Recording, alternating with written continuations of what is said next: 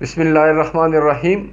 رب اشرح لی صدری ویسر لی امری واحلل عقدۃ من لسانی یفقہوا قولی۔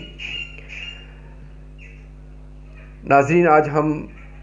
رمضان کے روزے کے حوالے سے ایک آیت اور چند احادیث بیان کریں گے۔ اللہ تعالیٰ کا ارشاد ہے، سورہ بقرہ آیت نمبر 183 میں فرماتے ہیں کہ اے ایمان والو، تم پر روزے فرض کر دیے گئے ہیں جس طرح تم سے پہلے لوگوں پر فرض کر دیے گئے تھے تاکہ تم پرہیزگار رہو۔ ایک حدیث شریف کا مفہوم ہے، حضرت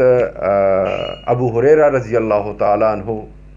حضور صلی اللہ علیہ وآلہ وسلم کا ارشاد نقل کرتے ہیں کہ جو شخص ایمان کے ساتھ ثواب کی نیت سے رمضان کے روزے رکھے اور تراویح کا قیام کرے تو اس کے بدلے اللہ تعالیٰ اس کے پچھلے تمام کے تمام گناہ معاف کر دیتے ہیں۔ بخاری شریف میں ایک اور حدیث شریف میں حضرت ابو سعید خدری رضی اللہ تعالیٰ عنہ نقل کرتے حضور صلی اللہ علیہ وسلم کا ارشاد کہ بندہ جب روزہ رکھتا ہے تو اس کے بدلے اللہ تعالیٰ اسے 70 سال دوزخ سے دور فرما دیتے ہیں۔ یہ صحیح مسلم میں ہے۔ اسی طرح ایک اور حدیث شریف میں جو حضرت سلمان فارسی رضی اللہ تعالیٰ عنہ حضور صلی اللہ علیہ وسلم سے ارشاد نقل کرتے ہیں کہ جب کوئی بھی نیکی کی جاتی ہے رمضان میں تو اس کا اجر غیر رمضان میں فرض جتنا زیادہ لکھا جاتا ہے، اور جب فرض نماز یا فرض اعمال ہوتے ہیں رمضان میں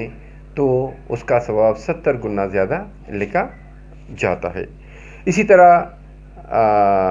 فرماتے ہیں کہ جو روزہ ہے یا یہ جو رمضان کا مہینہ ہے یہ صبر کا مہینہ ہے اور صبر کا بدلہ جنت ہے۔ اس کے علاوہ جب کوئی بھی کسی روزہ دار کی افطاری کراتا ہے تو اس کے بدلے اس کے تمام گناہ معاف کر دیے جاتے ہیں اور وہ اس کے لیے آگ سے خلاصی کا سبب بنتا ہے۔ بہقی شریف میں ہے۔ حضرین، ایک اور حدیث شریف جو کہ حضرت عبداللہ بن مسعود رضی اللہ تعالیٰ عنہ سے روایت ہے کہ حضور صلی اللہ علیہ وسلم کا ارشاد ہے کہ جو شخص رمضان کا روزہ رکھتا ہے، چھپ چھاپ رہتا ہے، اس میں ذکر کرتا ہے تو کہتے کہ اس کے تمام گناہ معاف کر دیے جاتے ہیں۔ اسی طرح ہر سبحان اللہ اور ہر لا الہ الا اللہ کے بدلے اس کے لیے جنت میں زمرد کا ایک بڑا مکان بنتا ہے جس کے اندر یاقوت کے اور اس میں موتی کے خول کے بنے ہوئے خیمے ہوتے ہیں اور وہاں پر اس کے لیے خوشنما آنکھوں والی حور ہوا کرتی ہے۔ اسی طرح ایک اور حدیث شریف میں حضرت ابو ہریرہ رضی اللہ تعالیٰ عنہ حضور صلی اللہ علیہ وسلم کا ارشاد نقل کرتے ہیں کہ جب کوئی بھی شخص رمضان کا روزہ بلا عذر چھوڑ دیتا ہے تو اگر ساری عمر بھی نفلی روزے رکھے تو اس ایک رمضان کے روزے کا بدل نہیں بن سکتے۔ یہ بخاری شریف میں موجود ہے۔ اسی طرح ایک اور حدیث شریف میں حضرت ابو سعید خدری رضی اللہ تعالیٰ عنہ حضور صلی اللہ علیہ وسلم کا ارشاد نقل کرتے ہیں کہ رمضان کی رات میں جب مومن نماز پڑھتا ہے تو اس کے ہر سجدے پر 1500 نیکیاں لکھی جاتی ہے